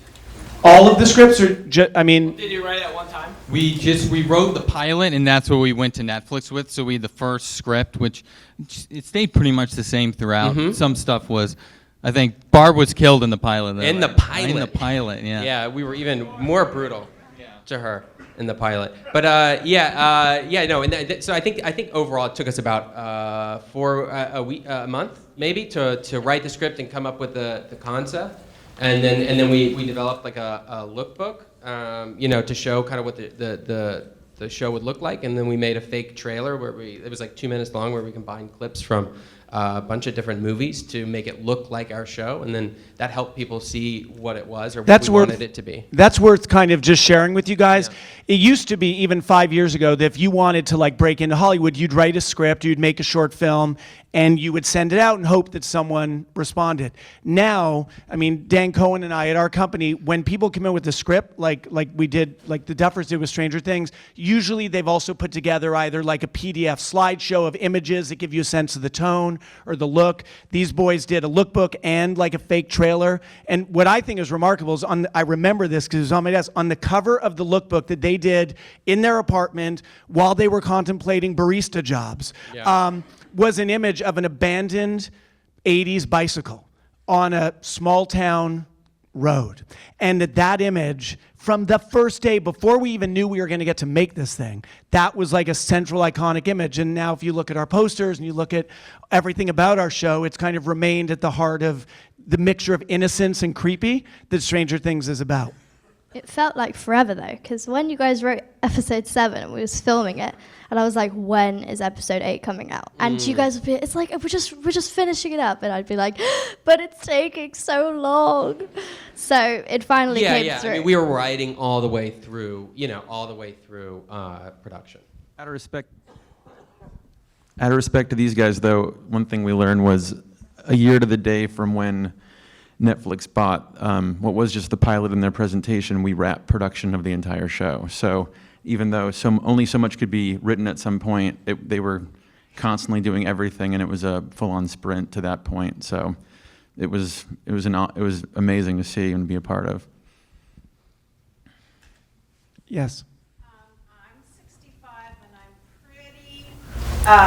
Picky about the things I watch, but Stranger Things really brought me in, and your performance really twisted my heart. It was so exceptional. Thank you so much. Portraying a real normal girl who has undergone with these powers and the abuse, this terrible abuse, and still open, vulnerable, and willing to use it and be strong. I really liked the show. Thank you so much. Thanks. You in the glasses? Hi. I was just, well, first of all, I love Stranger Things so much. Thank you. But I was wondering what you thought about the chances of women in this film industry, like as storytellers. It's a good question. I think it's the question. If you didn't hear, just kind of the issue of women in the film industry and kind of where we're at with that and what we think about it. Well, I think, obviously, if you look at the percentages, it's depressing, really. But my wife, for instance, is a filmmaker, and she's, so I think that there's this group. First of all, the industry is being more and more open to it, and then also that I think there's this amazing, talented group of women filmmakers, and they're just more and more every day, and they're just breaking down these barriers. And I think it's not just in terms of directing, it's writing, it's cinematography, it's all these areas that have for so long been so dominated by men that I think that those barriers are just coming down more and more every day. So let's go you, and then we'll do the two behind you. Hi. Yes, you, ma'am. For the Duffer Brothers, could you guys elaborate on how you guys got a meeting with Netflix? Yeah. Well, it kind of worked. It's kind of weird. I mean, this could be like an hour-long thing. I'll shorten it. But like we sent the script to a bunch of producers, and these Dan and Sean really loved the project. They were very passionate about it. So we decided to work with them on the project. And then basically we went around with Dan and we pitched to a bunch of studios, and somehow it was about a week, and then all of them said no, not interested. I mean, I remember our agent called us at the end of that week, and he said, it's a special project and we're gonna find a special home for it. And I was like, what's wrong with our child? Our child, yeah, it's special. What's special about it? And then I think someone had a breakfast meeting with. Where's Matt Thinnell? Right over there. That guy over there from Netflix. From Netflix. It wasn't about our project. It was about something else entirely. And he happened to mention that they were looking for something that had youths, young characters in major roles, and that was maybe supernatural. And he goes, "Oh, I have the perfect project for you." There's this script called Stranger Things that the Duffers and 21 Laps, Sean and Dan, are producing, and he gave it to them, and they read it over the weekend, and they were interested, and we got our meeting, and that's how it happened. But we didn't even send it to Netflix, and I think that's the thing about the industry. It's like there's an element of luck involved, I mean, there's talent, but then there's also like just getting it into the. I mean, there's just so many things that had to go right for it to end up at Netflix. That just some of it's just pure coincidence. And anyway. Like, right, that they happen to be looking for that kind of project. We had no idea. That, of course, you can't know that kind of thing. And so, yeah, I mean. But that's why I think it's the simplest thing is just to write what you want and hope, because this is not something that anyone wanted. We had no idea Netflix wanted this. It just, I think if you write what you love and then you just. I mean, I'm sure it won't always find a home, but I think you're just as likely to find a home than as if you try to calculate it, do a calculated script that you think will sell. And in the world of TV, it's you often have a studio and a network and a lot of people working towards something, and it can get watered down. And we were lucky to have a situation where it was the four of us and our great Netflix executives seeing very eye to eye and moving on a very quick, straight to series order. So we got to make exactly what the Duffers You know what wanted else, to. though, is worth knowing, guys, is that one thing that is really noteworthy about the Duffers is every time there's a choice to make, they go with their gut. Every time. And that's when they were picking a producer for the show, when they were picking our actors. Like, you can imagine, we saw well over 1,000 actors for all the roles, but especially these kid roles. And some of them would be really good. But at every decision, if the Duffers would say, like, yeah, that kid's good, or that kid's very experienced. But if their gut wasn't telling them that it was the right way to go, we would keep looking. It's how we hired our production designer. It's how we hired our composers who did the music that's gotten so much attention. At every stage, the Duffers just followed what their gut told them, and that's generally good advice for your futures. Yeah, to build on that, actually, you're all young storytellers here, and when we started talking to the Duffers, what was very apparent is they were fluent in the books and films and stories that were influential on Stranger Things, and it clearly came from decades of love and hard work, to the extent of what Sean's talking about, where any decision they had to make from story to hiring someone, their gut was always right, and they had a full knowledge of what this world of Hawkins, Indiana was. So, continue to make shorts and continue to read and watch everything and influence the worlds that you want to one day make, and then you'll be able to make all the right calls like these guys did, basically. I promise someone back there. Yes, you, buddy. What do you think about film school and like what would you? The question is, what do we think about film school versus not film school? That's a really hard one. I'm sure I get asked that question once a week. Where do you come out on that? I don't know how you. I mean, my feeling is what's good about it is that it just puts you with a bunch. It's not about the teachers, really. It's about putting you. Sorry, it's about putting. The teachers are awesome if they're in this room. Teachers are so critically important. If you're listening to our words right now.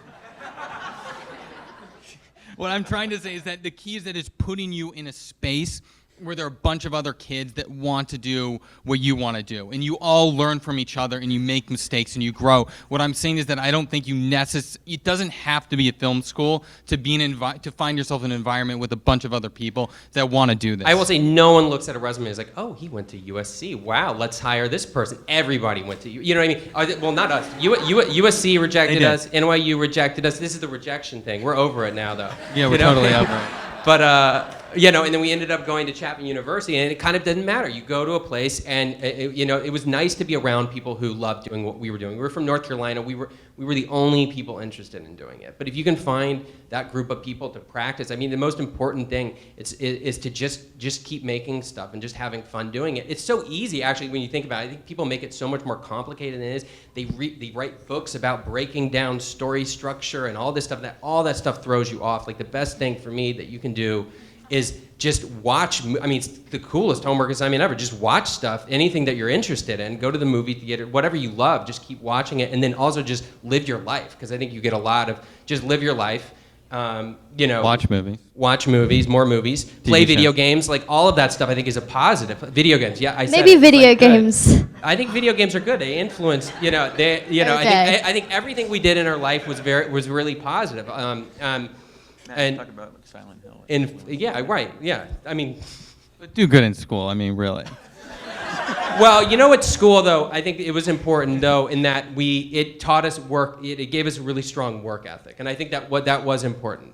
And I think we worked really, really hard in school, and the discipline Because it's of hard, working even when it's like is we didn't have that barista job, but it's like getting you still have to get up early every morning and sit down in front of that blank page, and you have to set, you have to work until You do have to work harder than we everybody were else. working at night, and you're just working, every day super hard, even when that maybe it seems impossible. And so I think that's You know how that's you knew at film school, I knew who was going to make it, and not because the kids, there was a small group of kids who were there all night, every night, who were there at night. It was like 4 or 5 kids, and the other kids were like sleeping. Good for them. But the kids who were sleeping didn't make, a lot of the kids who were there, you saw all the time. Yeah. The kids who were there all the time, who you saw all the time, every day, who were working the hardest, tended to be the most successful. Because, guys, this is the thing. Wanting it, okay, great. That's necessary.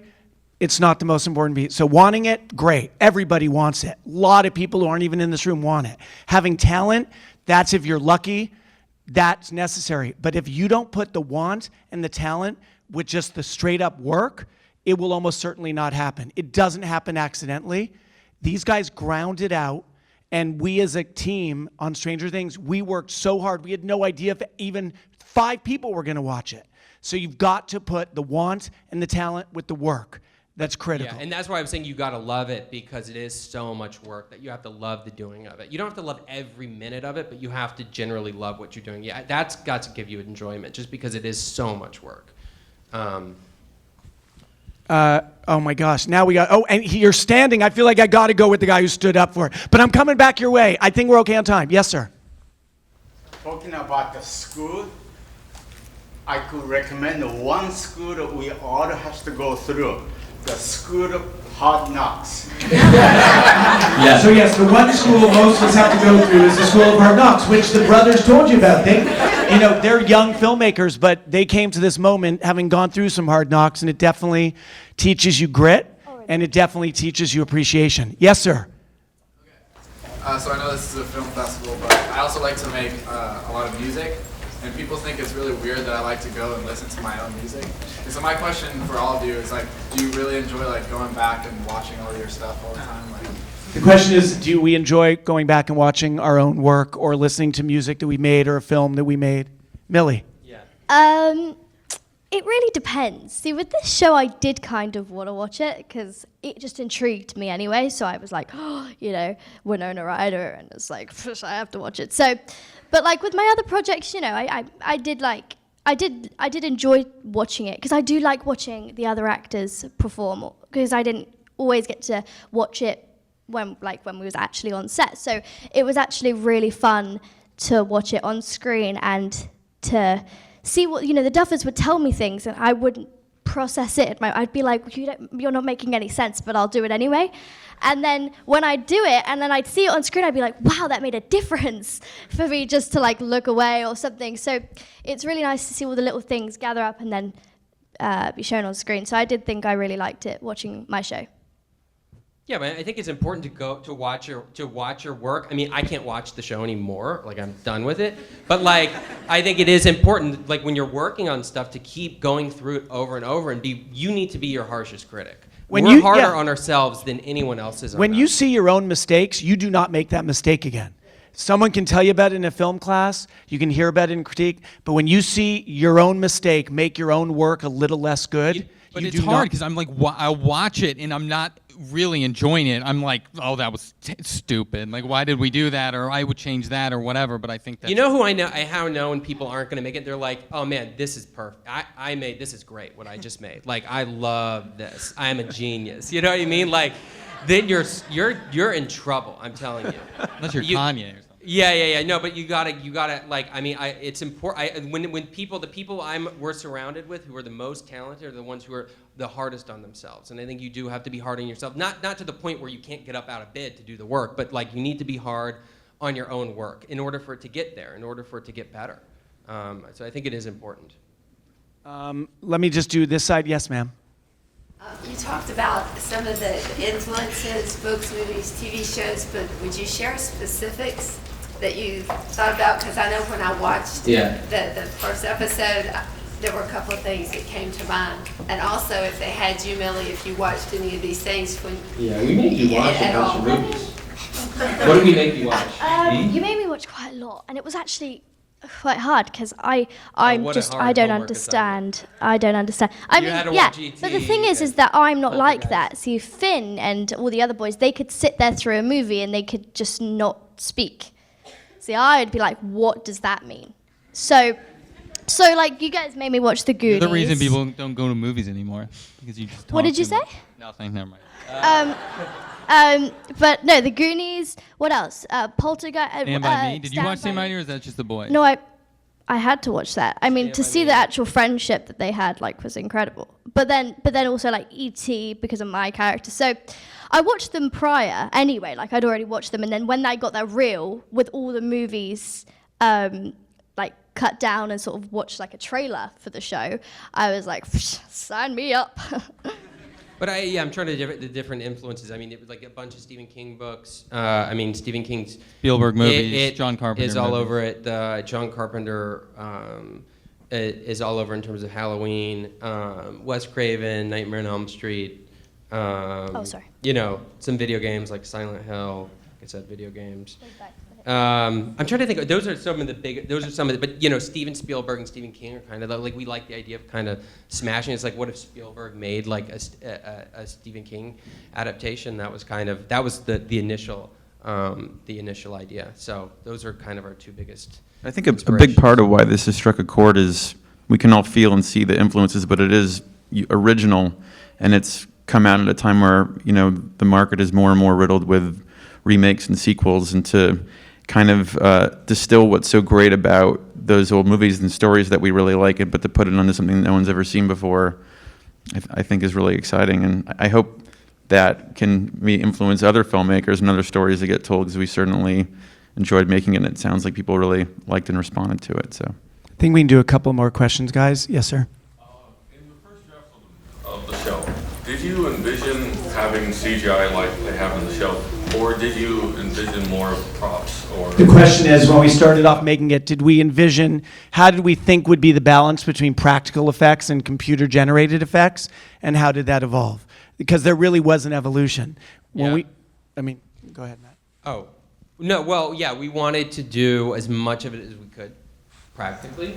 And so, like, we built so when you see the monster in the show, I don't know, is it like 50% of it maybe is a guy in a suit?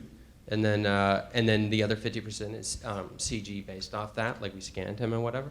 And so, I mean, no, it's just it's tricky, and it's tricky particularly realized on a television production schedule. You don't have months and months to do preparation. So I think we went in a little naive, thinking that we could achieve more of it practically, and then a lot of that stuff didn't work, and we actually ended up changing it to computer graphics in post because it ended up looking Because on a movie, if a practical effect doesn't work, you can go, okay, you know what, let's take 2 hours and figure this out, and then shoot it again. On a TV schedule, because at the end of the day, even though it feels a bit like an 8-hour movie, we are doing it on a TV schedule. If it didn't work, we didn't have time. We didn't even have 45 minutes to figure it out. We had to go, okay, you know what, we're going to fix this later in post-production. So I think we envisioned 80-20, practical to computer, and it ended up being 50-50. Yeah. Next question? You, sir. Acting as intense as you were, as like you're so young, but yet you're using these emotions that like not even most adults would even feel sometimes. So how was that like? It was definitely challenging because, well, I didn't have any lines, and I mean, how can you not express yourself without talking? It's sometimes very hard, and so you have to express yourself without talking with your face, and you know, so there would be times where I didn't know what to do with a scene. I couldn't cry sometimes, and I asked the duffers, like, just tell me something, like, to make me cry. So, and I remember the scene where, well, we were filming in Atlanta, and it was so cold. So we had done the scene when we found Will's fake body, and I couldn't cry that night, and I was like, literally, me and Finn were like, oh, no! So the duffers really helped, and then when I had the scene where Matthew Modine was carrying me down the hallway, Sean and I, well, Sean mostly said to me, I think we should play music. don't play music, because I would just bawl out crying. And it really worked. So you just play music to it, and it just really adds the emotion. So they would help me a lot, and then you'd have to go by, your instinct. So it was interesting. It's very different. But I mean, one thing that is remarkable about Millie, and usually you don't even find this in most adult actors, we would sometimes do a scene, and I was there one episode the Duffers were directing, where Eleven was in that tent that Mike makes for her in his basement. I remember you did a take, and we were all in a rush, got to go because it's a TV schedule. And I remember Millie, were you like 11 at that point? I mean, in age? Yeah. Yeah. In age. Yeah. Yeah. Right. Well, but I remember that we were like, okay, cut, moving on. And I remember Millie's like, actually, could I get one more take? I think I have something else. And that's really rare for an actor to have the kind of strength to stop and slow down the train and say, I think I can do better. But even at this young age, Millie had a sense of her powers and her abilities as an actor. And we, who directed the show, were smart enough to follow the talent and the instincts of the performer. And those are the takes that ended up in the show. Thank you. We okay on time, by the way, guys? I have no sense. Yes, you young. Is that one more? Oh my gosh, guys. But we'll be around maybe a bit later, so you can hit us up one-on-one. Yes, you young lady. So this is a question for Millie. Since you're a celebrity, how do your kids at school treat you? The question is about, now that Millie's a celebrity, how do her kids and friends at school treat her? Well, I wouldn't really class myself as like a celebrity. I'm just like 11, from Stranger Things, no biggie. I don't, I get recognized, obviously, but I am homeschooled, which is easier. I mean, these guys, they're like the big brothers. They keep me grounded, and my family. So it's like I'm homeschooled, and I don't get treated any differently than anybody else, and I would never do that. And actually coming in here and seeing you guys is so refreshing, because I've been kind of in LA and I've been like, wow, this is incredible, but to see you guys are very, so talented, and it's really refreshing to see you guys. So it's nice that I can, be in the spotlight sometimes, but it's really nice to come and do things like this and to inspire people, but you guys are inspiring me also. So thank you. Thank you. Right.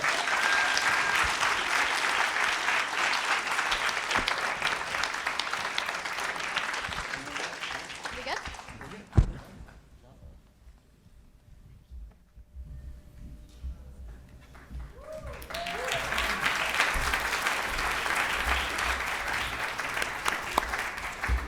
They've asked me to bring the curtain down on today, but before we go, you should know this. It's not over. You have all day tomorrow where you will be honored guests at South by South Lawn. That's exciting. I also want you to know that we're not done with you. We want more films, and we want more stories. And to that end, last year at the White House Student Film Festival, in partnership with the Screen Actors Guild, the AFI began a mentor program, where we're going to pair up one representative from all the 28 films with graduates from the AFI Conservatory.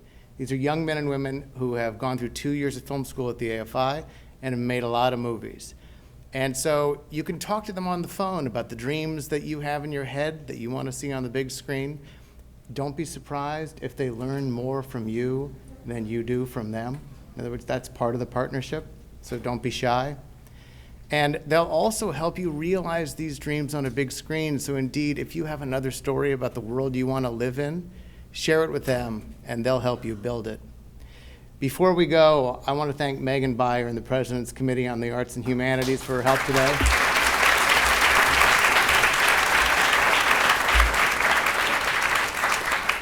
I want to say congratulations to the storytellers again. I want to say congratulations to the parents. I'm not allowed to say that. But for you. And finally, Adam Garber and his talented team at the White House.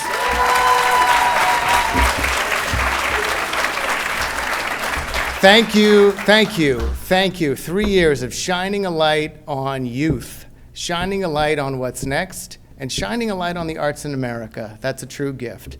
I'll see you at the reception.